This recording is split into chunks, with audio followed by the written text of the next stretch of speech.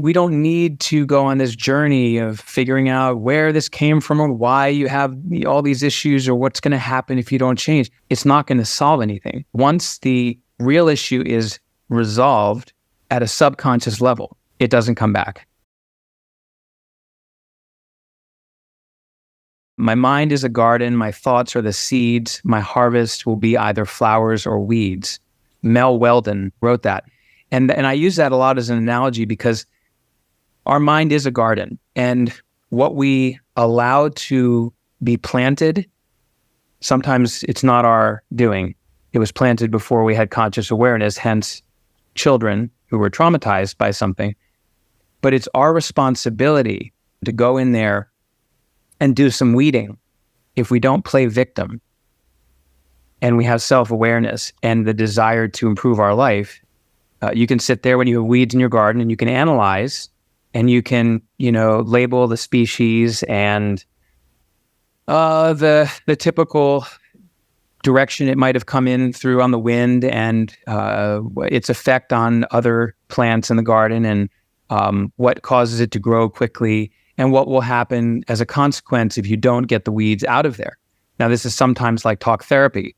It's very interesting, but you're still left with the weed no matter how much you analyze it.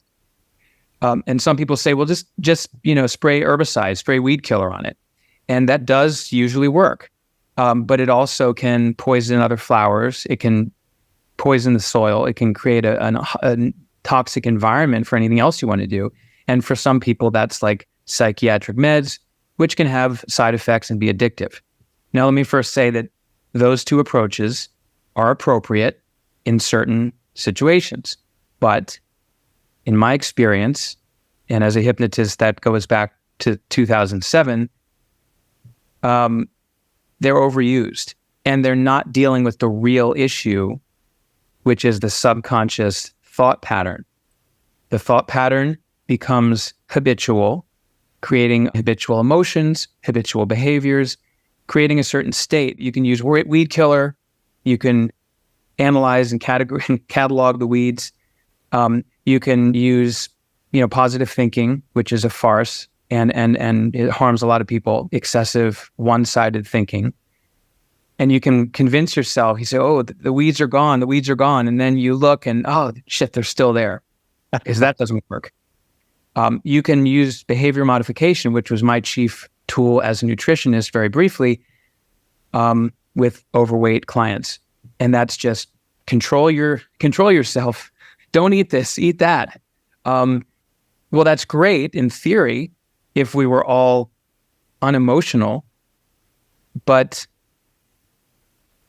that's like trimming the weeds or stomping up and down on them. And all of this goes to say that as long as the damn roots are there, usually it's going to come back. And so we don't need to go on this journey of figuring out where this came from or why you have all these issues or what's going to happen if you don't change. I mean, that may be interesting, a little self-indulgent perhaps, but it's not going to solve anything. One of my mentors once said, revelation is not resolution. So just speculating about the origin of something, which may be incorrect, but even if it's correct, that doesn't by itself usually solve the symptom. And so the only way is to look at the weed, and all you have to see is the weed growing to know that there are some roots there. Doesn't necessarily matter how they got there. We just got to pull them out. Once the roots are removed, once the weed has been uprooted, the entire weed, all the symptoms, everything that's apparent on the conscious level, go away. It all goes away, and that weed does not return. Now, there may be another seed that blows into the garden and another weed will take root. But once the real issue is resolved at the root, mentally, at a subconscious level, okay, it doesn't come back.